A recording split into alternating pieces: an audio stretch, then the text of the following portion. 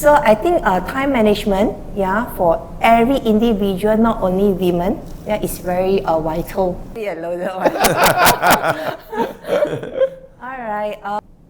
How is it going to be look like?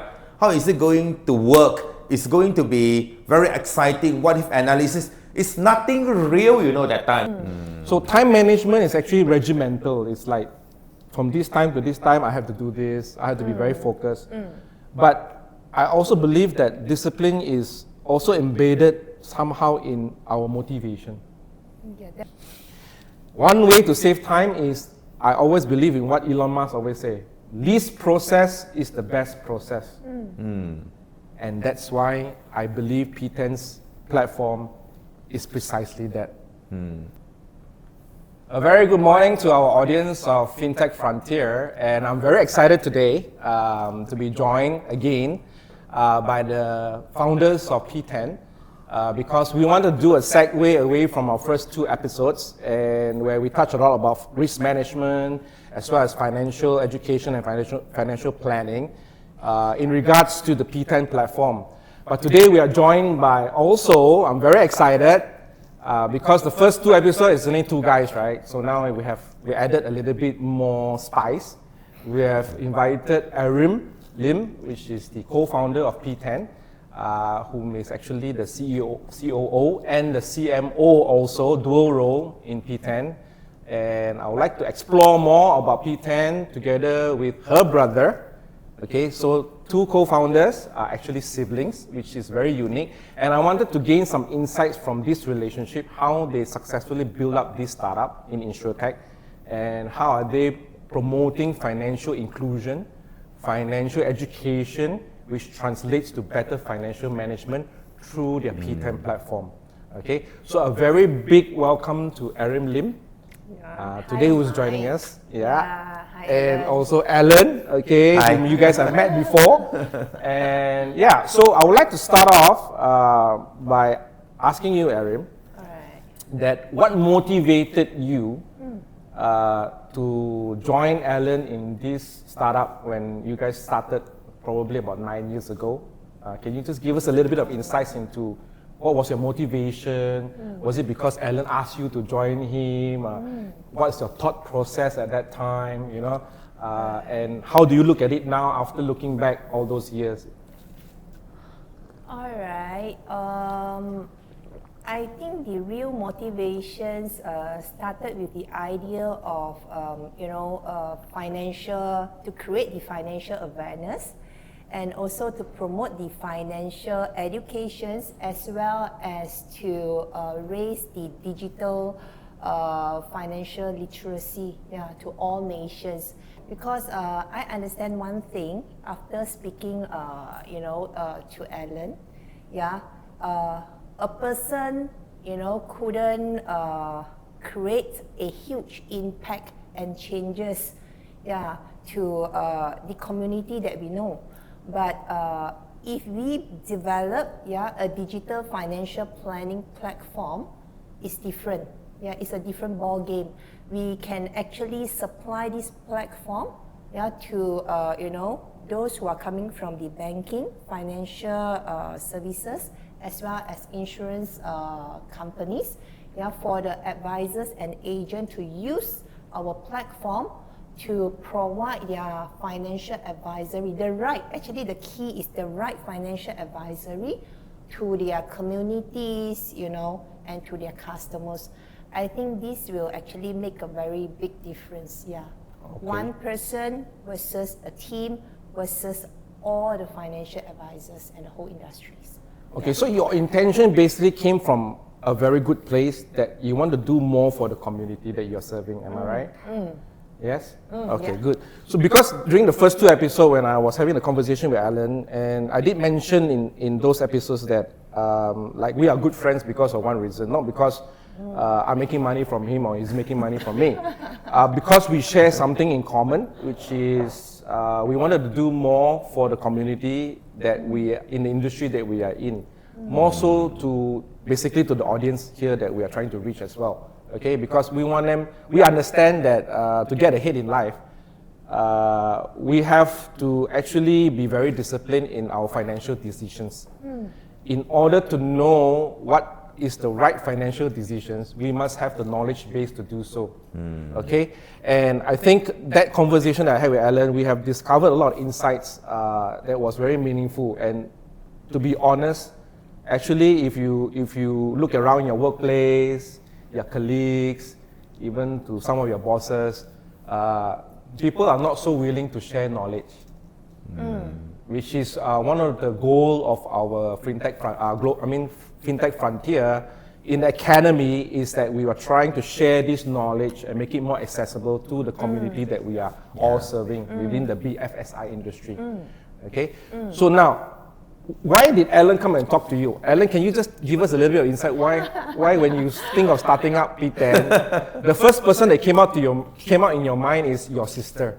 So what was your motivation? I love to answer this question. Yeah, I mean, I know your intention of asking her, but I just want to hear it from you, and I want our audience to be able to get a little bit of insight that your relationship between your sister, and why is it so important that you wanted her to be on board in this startup.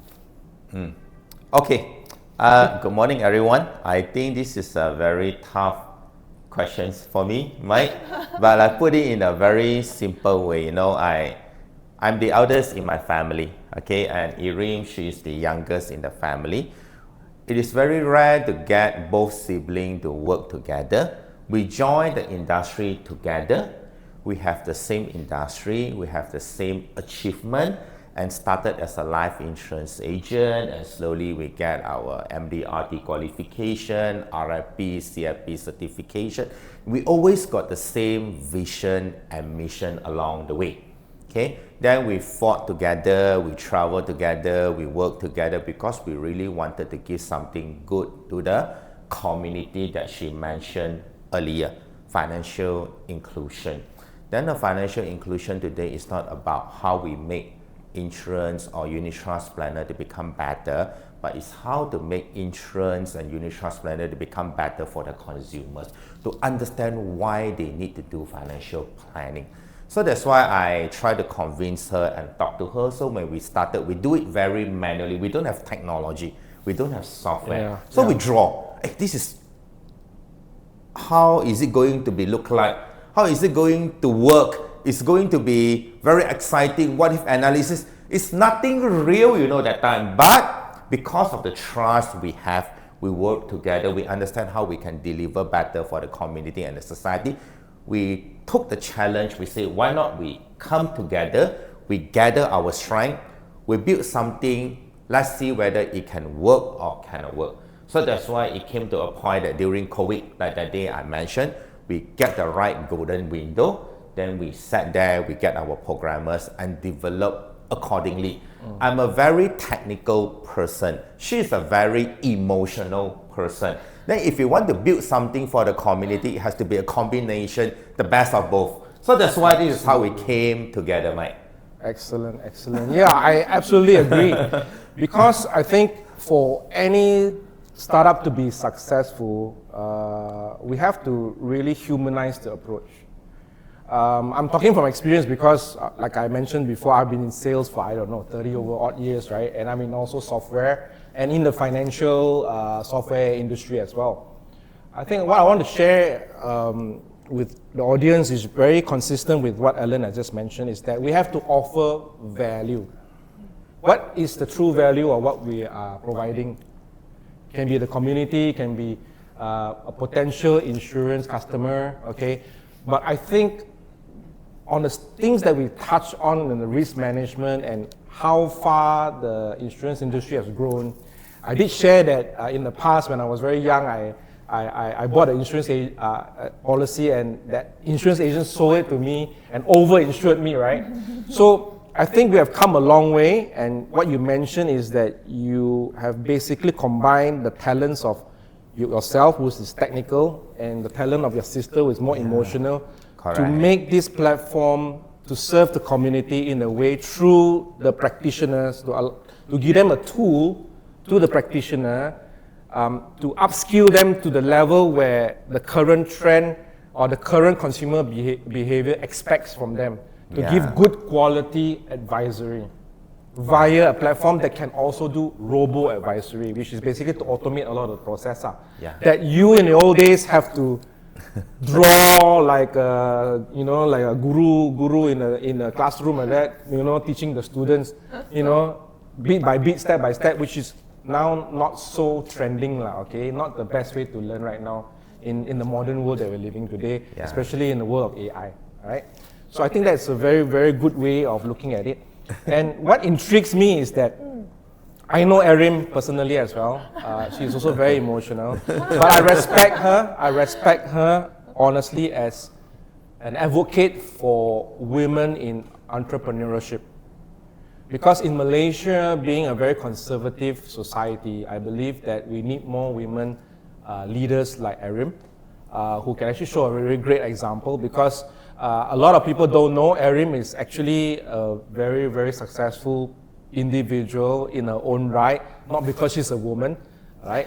I wanted her to be part of our podcast today, is also to see a different side and to give our audience, especially the female viewers, okay, that some motivation for them that they can also be someone like Erim, because she's not single, she's married. And if I were to tell you how many kids she have, it will be very, very respectful, okay? I'm so like, when she first told me that she has these many kids, I was like, wow, successful mother, wife, business lady, okay, and also a very responsible sibling to the older brother. So she encapsulates what I would say a very good role model for our community. So I will just pass it on to her and tell us a little bit about her life as not only as an entrepreneur, not only as a COO and a CMO of P10, but also how she manages and balances her life, her work life, and her personal, and any advice that she would have for our audience. Wow, all right. Seems to be a very A loaded question, yeah. simple questions, but actually a loaded one. All right. So I think time management, for every individual, not only women, is very vital. Actually, So we must know how to, to make our schedule more effective. Ways, so that we can run our errands, more fruitful. Day to days, For me is I actually woke up very early in the morning, because I have to settle my kids, After I settled them, then I'm free. I have a lot of my own personal time, for my work. So until evening. So when it comes to evenings, I'll try to settle my tasks, end it early, so I can have some family time with my children. If I really couldn't make it over the weekdays, what I will do is I will try my very best to spend some family time with them over the weekend instead. So I think actually I used to how I manage my own time management for the past, I think 20 years. Starting with kids, 2 kids and more, adding up. So I am very comfortable, instead of saying, it's a challenges to me, but I will say that, I already adapted to it, that this is how I run my day-to-days. It's like my house, is doing my, how to say it, is doing my house chores, you see. So this is me. I'm sure a lot of women, when you want to start up a business, you may be thinking that, if today you wanted to transit from one business modeling to another business modeling, like myself and Alan, Mike already mentions that we are ex-practitioners, and today we are in this Finteq and insurtech space. This actually is a huge transition for me. So I don't think many women or individuals will actually take up those challenges. Because it's so uncertain, whereby you doesn't even know whether this can succeed or not. Yeah, until the end.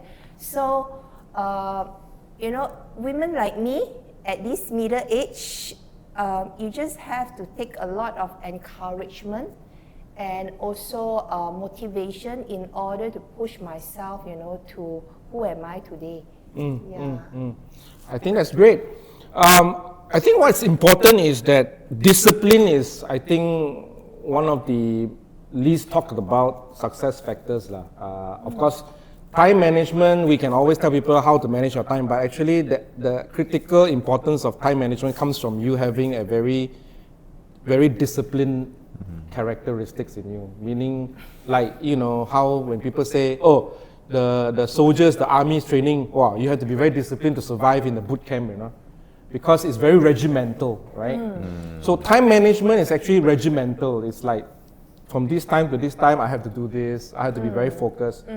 But I also believe that discipline is also embedded somehow in our motivation.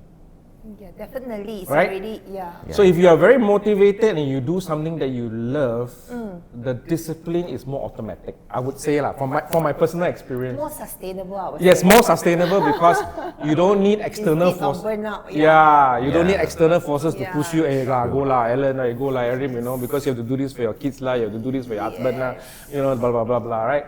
So that is something that I think that we share in common. What we want to do is like, some people want to start a business because the first thing they think about is money, right? But if you start a business with true value of doing good and providing value to the people that you're serving, that itself for me is better, because the motivation is embedded into your core principles of your business. Not your business core principle, business model is money, capitalism kind of model, you know, where you don't balance society and profit.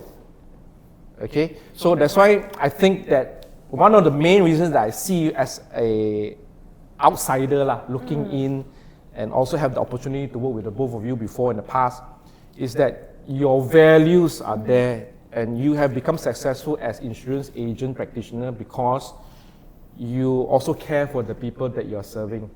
It's not about just the monetary reward. The monetary reward was given to you by the company that you were agents for, which is basically built into our society. Okay? But you guys took it a little bit further and wanted to improve the industry through your experience, sharing your knowledge, transcending that into a platform that can serve people better in a shorter period of time, so that they don't have to wait so long to be insured. They don't have to wait so long to figure out what kind of policy is suitable for them. And they can actually get covered immediately within, 48 hours, 72 hours. All right? Basically, you shorten the time from, from weeks to just that small window, right? So that's creating value, because a lot of people don't understand in this world is that our life is finite. That means the day that we are born, we are assured that we're going to die. This is a very funny way of looking at it, right? But when I heard this from one of the thought leaders, as I was watching one of the YouTube, I love to consume YouTube content. So that thing struck me so hard, right? And what I felt is that if you want to do a business in technology, the key value proposition is you help people save time. One way to save time is, I always believe in what Elon Musk always say, least process is the best process. And that's why I believe P10's platform is precisely that. You save people time, you reduce the process to the bare minimum, okay, including the training that you're providing for all the upcoming practitioners as well. You save them the certification time. Am I right, Alan? Yes, Mike, definitely. Okay, so maybe you can share a little bit of your insight. How much time do you think your platform saved people from getting certified? And how much more easier in terms of getting them certified, as opposed to the old ways and manual and laborious filling out forms and etc., etc.? Okay, so right after this, we will proceed to listen to what Alan has to say about his insights between what he's done now today that's different from in the old days, when the insurance practitioner have to go through a very manual process in submitting a particular new policy account opening for a new customer. Right. Okay.